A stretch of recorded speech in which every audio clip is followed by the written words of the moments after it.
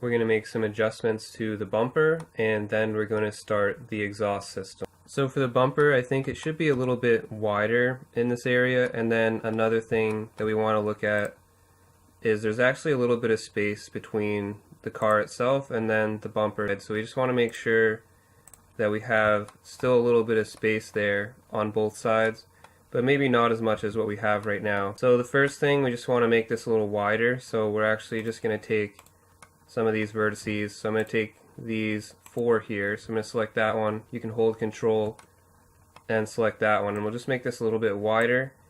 And I also kind of want to adjust this right here, so I'm going to take these, I'm going to select that, hold control, select that, and I'm going to do R and then Z and just rotate this a bit on the Z axis, and then just bring it back some and out some. And then I'm actually going to bring some of these inwards, so I'm going to take this vertex and then hold control, grab these, and I'm just going to bring this in closer because there is a little bit of space, but it's not as much as what we had. So I want to just kind of reduce the amount of space that we have. And then I'm going to take this vertex, I'm just going to pull it out a bit and actually do the same with these two. I'm going to pull them out slightly so that we have a little bit more space, and then maybe do the same here, just pull it out a little bit. Another thing we can change is we can actually kind of minimize this gap right here if we want to. So I'm just going to do Z for wireframe, select this vertex, hold control, select this one. So these are the ones that are not part of the bumper itself, they're actually part of the car. And what we're going to do is just kind of line these vertices up better, so line it up with this vertex. So we're going to do G, then hold control and snap it there. And then we can just grab it on the Z axis, hold control and snap it to one of these points right there. And that'll make sure it has the original Z value, but it has all the other values of this point. And then we can just slide it back some on the Y-axis to kind of make a straighter line right here. And that'll just minimize the gap in that area. So maybe pull it out slightly just to make a more consistent gap right there. And you could do the same over here if you wanted, just kind of adjust this a little bit so it's a more gradual change over there. Another thing I wanted to mention is that it actually doesn't go down this much. The bumper actually covers up this entire part right here, so from the side you can't see this. So we actually have to bring this up a bit, so I'm going to get these two vertices and just bring it up slightly. And I'm going to take the rest of these too, so I'm going to select this, do B to box select, get all these, and we'll just move these up some. And then what I'm going to do is take these bottom ones, so I'm just using Z for wireframe, B to box select. I'm just going to bring them down a little bit, maybe back a little bit to try to straighten this out a little more. And then I'll take these two and just bring those down a little bit. That's pretty much it for the bumper. For this other piece, we're going to go to object mode, so make sure you're in object mode, do Shift S, cursor to center. Then we're going to go to create and we're going to choose a circle, change the vertex count to 5 and press enter. Tab into edit mode, then do R, X, and 90 and press enter. And we're going to bring this back. We're going to scale it down with S and continue bringing it back. And we're just going to do 3 for side view. Just going to scale it down some more, bring it up here. So from what I can tell, the exhaust starts pretty close to the end of this, but maybe a little bit further out. But it's kind of hard to tell sometimes. But it's pretty close to where this is. I think it's either a little further, maybe a little less, depending on what you feel is correct. But so we're going to bring it over on the X-axis. You can do Control 1 for back view and Z for wireframe, and then just kind of line it up. It is a bit to the right of this one, so it's a bit more towards the center. So if it was on the left side, it would be a bit more towards the center. So we want it to be approximately here. So now we have it lined up in our side view. This is where we want it to start. And then in our back view, this is where we want it to be. So I'm going to go back to side view with 3 on the number pad, and we're going to do E to extrude, right click to cancel, and just bring this back to about here. We're going to do Control L and then Control N to recalculate the normals. I think my exhaust pipe might be a little bit too big, maybe not too much too big. So I'm going to scale it down. So I'm going to do S, Shift and Y, and I'm just going to scale it down a little bit. So you can scale yours too to match whatever size you think is correct. And we're going to alt right click here. I'm going to go back to side view with 3 on the number pad. And you can do Z for wireframe if you want. We're just going to do E to extrude. Right click to cancel, bring this out. There's a little part right here that kind of sticks out, so that's what we're making right here. I'm going to make mine a little smaller, and then I'm going to do E to extrude, right click to cancel, we'll bring this out. There is a picture of the exhaust pipe, and I'll put it in the link in the description so that you can see this a little better. I'm just assuming it's the original exhaust pipe that they have in the picture, but it's a pretty good picture, so I think we're just going to use it anyway, and it looks relatively accurate. So the link will be in the description. You can see all this stuff for yourself. So it goes pretty straight until about here, just before the wheel, from what I can tell. And then there's a little bit of a bend in it. So that's why we're going to start leaving some vertices here, and then the next set will be curved a little bit. So we're going to do E to extrude now, right click to cancel, and we'll bring this over to here. We're going to go a little before the center of the wheel. That's kind of where the bend ends as far as I can tell. So it's from a little before the wheel, then a little before the center of the wheel. Then we're just going to actually give it that bend. You could go to back view if you wanted with Control 1, and you're just going to bring it over on the x-axis. That's really it. Just bring it over a bit on the x-axis so that when you're looking at it, it just kind of bends towards the center of the car a little bit. That's what we're looking for. So I'm going to go back to side view by pressing 3 on the number pad, and we're going to do E to extrude, right click to cancel. This part's going to be straight again, so we're just going to go over to about here, a little past the center point or the center circle right here. Just put it right about here. I'm going to bring mine back slightly, and then I'm going to do E to extrude, right click to cancel. And this time we're just going to scale it out a little, so just do S to scale it out. Then we're going to do E to extrude, right click to cancel, and we're going to bring it back some. And then we're going to do E to extrude, right click to cancel, and S to scale it out again. Then E to extrude, right click to cancel, and bring it down. Then we're going to do E to extrude, right click to cancel, bring it back a little bit, then S to scale this out quite a bit. Then the next step is to make this part right here. So I just started with a circle, and then I used the outer parts of the circle. So I started with an 8 vertex circle, and then I used the side to make this side, and then flipped it over to the other side to make the other side. So you'll see what I mean. So we're going to do Shift S. We're going to do cursor to selected to center the cursor around these vertices here. Then we're going to do create, we're going to choose circle, change the vertex count to 8 and press enter. We're going to do RX and then 90 and press enter. S to scale this down. If you want to, you can do Control 1 for back view and Z for wireframe. And then all we're going to do is we want to save these 3 vertices, so we're going to just hold shift, right click to deselect them, then we're going to do delete and choose vertices. Then we're going to take these 3 vertices again, we're going to move them over. Then we're going to change this to the 3D cursor.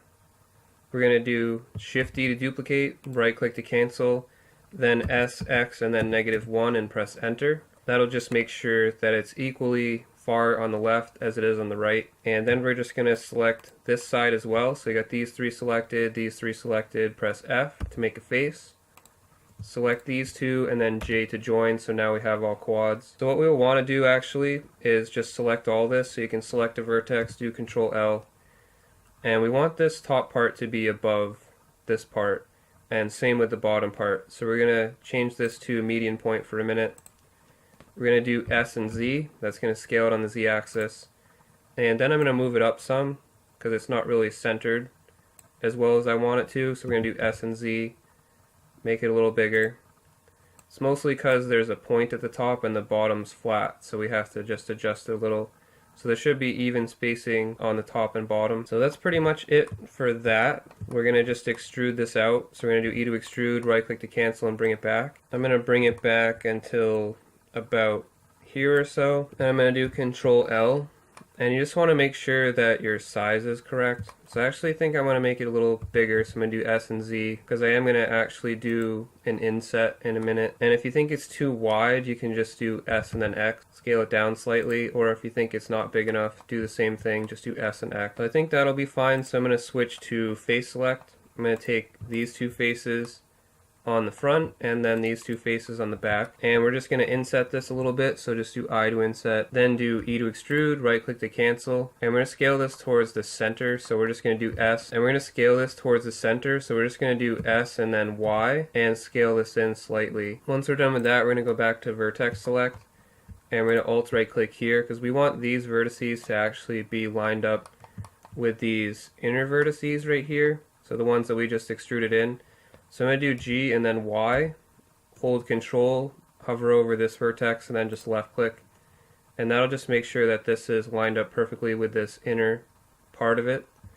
So that's pretty much it for this. We just have to go to Object Mode, go to Tools, and turn on Smooth Shading. So it won't look the greatest yet, but it will if we add in a bevel modifier. So we're going to go to our Modifiers tab, Add Modifier, we're going to choose Bevel, and we're going to change this to weight. And before we actually bevel this, we're going to go back to edit mode, we're going to go to face select, and we're going to alt right click here. I'm actually going to adjust mine slightly again because I think this should be a little smaller.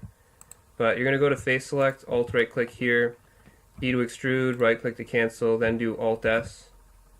And you want to scale this out a little bit. So just do Alt S until there's a little bit of space, not a lot, but just a little bit of extra space there. The other thing we want to do is go to side view by pressing 3. And there's actually an angle you can see right here to the tailpipe, so we have to add that in. And for that we're going to use the knife cut tool, so we're just going to do K for the knife cut tool, go to this top vertex, left click here, do C to turn on the angle constraint so we can do a nice 45-degree angle, and then just go to the bottom. You want it to cut through the mesh though, so you're going to have to do Z, and that'll turn on the cut through option, which will make sure it cuts through the entire mesh. And then just go down here and left click and then press enter. So if you've done that correctly, if you go to vertex select, you should see that you have vertices on both sides, so you have this right here and this right here. And then you're just going to take these outer vertices. So if you wanted to, you could do 3 for side view, Z for wireframe, B to box select, and get these vertices. And then just press delete and choose vertices. So now we have a nice angle similar to this. So the next thing is to add the bevels in. So we're going to go to edge select, and we're just going to alt right click, alt and shift right click on the edges that we want to have bevels. So I'm just going to alt and shift right click, and continue alt and shift right clicking. So for these we'll just do Control E, edge bevel weight, go until it says 1 in the bottom left, left click, and that'll add in a little bevel to that. We're going to do the same down here at the bottom. We're going to alt right click, alt and shift right click, and just continue doing that till you have all the edges you want. We're going to do Control E, edge bevel weight, go till it says 1, and there we go. And we'll do the same over here. We're going to take this edge, so we're going to alt right click. We want the inner edge as well, so alt and shift right click. Then go to the back and do the same thing. Alt and shift right click, and then get the inner edge as well. Alt and shift right click, Control E. Edge bevel weight, go till it says 1. Left click. So now things should be looking a bit better. You could probably add in one over here if you wanted to.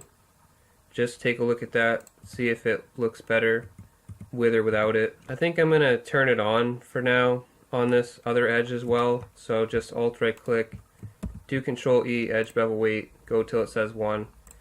All these bevels will probably just add in as a normal map later anyway. So it's not really going to matter how many vertices we have or how many bevels we have, because it'll just be part of a normal map anyway. So it's not going to add to the vertex count. But another way to make this look nicer is just to increase the segments. I'm going to leave it at 1 for the final thing, but if you want to see what it'll look like, you can just increase the segments a bit till you get about 7 is when it starts to look pretty decent. It looks like I missed the inner edge on this one, so I'm just going to alt right click, do Control E, edge bevel weight. It was just looking a little weird to me, and that's why it was looking weird, is because I didn't have a bevel on that edge, and it looks like I actually missed this one as well, strangely. So for this inner edge, it's probably easier just to select these two faces, go to edge select, deselect this one, and then Control E, edge bevel weight, because I think I just missed some of the edges on this inner one. So if I do face select first, select those two faces, then edge select, deselect that, do Control E, edge bevel weight, I think that'll be better, because I think we only selected like these two edges or something, and that's why it kind of looked weird. Looks a lot better now though. So if you want to, you can always crank up the segments, that'll make it look better. But I'm going to leave it at 1 for now, and it's easy to change it later. So the last thing to do would be just to mirror this. So all we're going to do is add modifier, choose mirror, turn on clipping, and that's it for this. So we're just going to save it by going to File and Save. Thank you to our awesome Patreon supporters. If you'd like to become a Patreon supporter yourself, head on over to patreon.com/StephenBrooks. Thank you for your support.